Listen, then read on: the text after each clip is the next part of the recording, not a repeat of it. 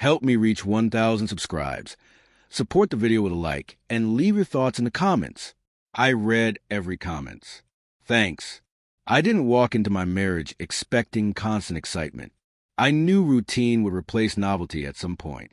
Work, responsibilities, stress, it all adds up.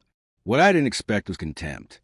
The kind that creeps in quietly, disguises itself as jokes, and then one day stands in front of you laughing while something inside you finally breaks.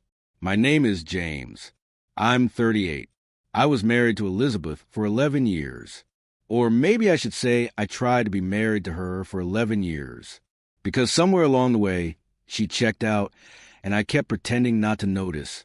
Elizabeth used to admire me. That's what she said. I was dependable. Calm. Grounded, she called it. I worked logistics for a regional shipping company. Nothing flashy, but solid. I paid the mortgage on time, fixed things when they broke, planned ahead. In the early years, she'd lean into me on the couch, ask about my day, laugh at my dumb observations about people at the grocery store. We felt like a team. Then the tone changed. Slowly enough that I doubted myself. Eye rolls replaced smiles. Sarcasm replaced warmth. If I forgot to pick something up on the way home, she'd sigh dramatically and say things like, "It must be nice to live life on autopilot." I told myself she was just stressed. Her job in marketing had grown more demanding. I adjusted. I always adjusted. I started doing more around the house without being asked. Cooking, cleaning, making sure everything ran smoothly so she wouldn't have to worry. I thought effort would remind her why we worked. Instead, it seemed to annoy her more. Like my trying made her uncomfortable. One night, during dinner, I mentioned feeling disconnected. I chose my words carefully. I said I missed how we used to talk. She laughed, not a warm laugh, but a sharp one, and said, "God, you're so sensitive. Not everything is a problem." I dropped it. That became my pattern. Bring something up, get dismissed, retreat. If this feels familiar to you, take a second and hit the like button. It helps stories like this reach people who feel the same silence. The comments kept coming anyway. Little jabs. She mocked how carefully I planned things, how I double-checked bills. Once in front of her friends, she joked that I treated life like a spreadsheet. Everyone laughed. I smiled too, even though my face felt stiff. On the drive home, I told her it bothered me. She said I needed thicker skin. By year 10, I stopped initiating conversations about us. It was easier to keep the peace. We lived parallel lives in the same house. She stayed up late scrolling on her phone. I went to bed early. When we did talk, it was logistics, groceries, appointments, who was taking the car in for service. The breaking point didn't come with a scream. It came on an ordinary Tuesday. I was packing leftovers into containers when she walked into the kitchen, annoyed about something at work. I tried to listen. I really did. At one point, I offered suggestion, nothing dramatic, just a thought. She looked at me and smirked. "Why do you always act like you have the answer?" she said. "You're not exactly winning at life, James." That one landed. I asked her what she meant. She shrugged and said, "I mean, if you're so unhappy, move out. Seriously, maybe we'd both be better off." She laughed when she said it, like it was clever, like it wasn't a grenade tossed casually into the room. I stood there holding a plastic lid, staring at her. My chest felt tight, but my mind went strangely quiet. I realized something in that moment. She wasn't angry. She wasn't emotional. She was mocking me, daring me, confident I wouldn't do anything. Before you keep listening, drop a comment and tell me, do words said as a joke still count when they cut this deep? I didn't raise my voice. I didn't argue. I just nodded and said, "Okay." She rolled her eyes and walked away, already done with the conversation. I finished putting the food away. I washed the dishes. I wiped down the counter. Each movement felt deliberate, final. When I went upstairs, I didn't go to bed. I opened the closet and pulled out a suitcase. As I folded clothes, my hands were steady. No panic, no anger, just clarity. I wasn't packing because I was hurt. I was packing because I finally believed her. She didn't respect me, and she wasn't afraid to lose me.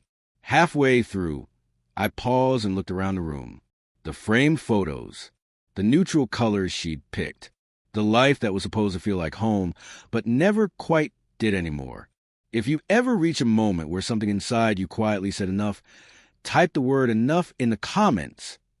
Downstairs, I heard her laughing at something on her phone. She didn't come check on me. She didn't ask what I was doing. That told me everything I needed to know. I zipped the suitcase and carried it to the door. When I reached for my jacket, my phone buzzed. A text from Elizabeth, sent from the living room. Don't be dramatic. I looked at the door, then at the phone. For the first time in years, I didn't feel small. I felt free. And as I stepped outside, I realized she still thought this was a bluff. She was wrong. Share this story with someone who needs to be reminded that mockery is not love and silence is not peace. I didn't drive far that night, just far enough that the house disappeared from my mirrors and the tension in my chest began to loosen. I checked into a modest hotel off the highway, the kind meant for people passing through, not staying. That felt fitting. I wasn't starting a new life yet. I was just choosing not to stay where I was no longer wanted. Elizabeth didn't call that night, or the next morning. When I woke up, there was a single text waiting for me. So you actually left. No question mark. No concern. Just disbelief. As if I had broken an unspoken rule that I was never supposed to enforce boundaries. I replied with one word. Yes. That's when the tone changed. Within an hour, my phone lit up. Missed calls. Long messages swinging wildly between irritation and panic. She said I was overreacting. Then she said I was abandoning her. Then she accused me of trying to punish her. None of it included an apology. Not even a soft one. I met her 2 days later to talk, in a quiet cafe halfway between the house and my hotel. She arrived confident, almost amused, like this was a phase she could manage. She told me I needed to cool off and come home so we could reset. I asked her one simple question. Why did you laugh when you told me to leave? She blinked, clearly not expecting that. Then she shrugged and said, because I didn't think you'd actually do it. That was the moment the last thread snapped. Not dramatically. Cleanly. I told her I wasn't coming back. That I needed space, and maybe more than that. Her face hardened. She said I was throwing away a marriage over a joke. I said jokes don't make you feel small for years. She stood up first, said, good luck on your own, James, and walked out without looking back. Pause here and comment. Was this moment clarity, or was it already too late? Say which one and why. The days that followed were quieter than I expected. No shouting, no chaos, just paperwork, logistics, and long stretches of thinking. I found a short-term rental near my office. I told my manager what was happening. He nodded like he'd heard it before. Maybe he had. Elizabeth reached out less and less. When she did, it was practical.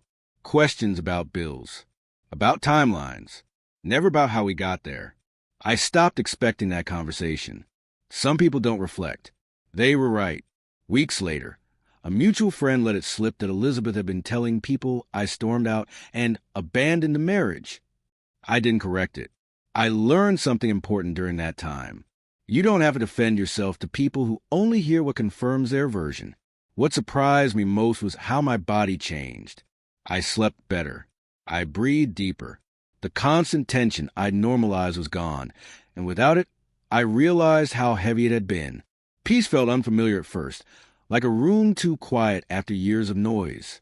One evening, while unpacking the last box of my rental, I found an old photo of us from our 3rd year together. We were smiling, leaning into each other, unaware of what was coming. I didn't feel anger looking at it. I felt gratitude. That version of us was real. It just wasn't permanent. If you've ever stayed longer than you should have because you remembered who someone used to be, type the word remembering in the comments. Elizabeth sent one final message a month later. I didn't think you were serious. I thought you'd always stay. I read it twice. Then I put the phone down. She wasn't wrong. I had always stayed. Until I didn't. Leaving didn't make me fearless. It made me honest. Honest about what I would and wouldn't accept. Honest about the cost of silence. I didn't leave because I stopped caring. I left because caring alone wasn't enough. If this story resonated, share it professionally with someone who might be mistaking mockery for normalcy. Sometimes perspective changes lives. I don't know what Elizabeth tells people now. I don't know how she frames the ending. But I know how it felt to pack my bags after being laughed at. And I know how it felt to walk away without begging to be valued. That difference changed everything.